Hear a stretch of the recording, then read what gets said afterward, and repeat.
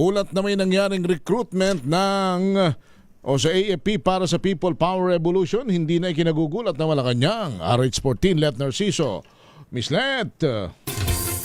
Hindi na daw bago ang balita tungkol sa pagtatangka ng retired officers na hikayatin ang uniform personnel para sa isang military-backed political move. Ayon kay Palace Press Officer Claire Castro, matagal nang mayroong gustong pabagsakin ang administrasyon.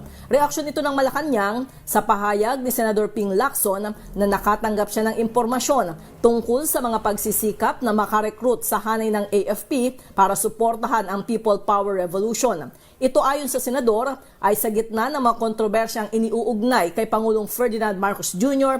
at Vice President Sara Duterte, partikular ang issue ng flood control at impeachment complaint.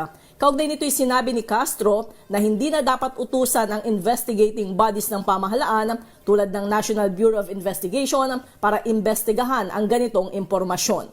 Ito si Let Narciso para sa DZRH, una sa Pilipinas, una sa Pilipino.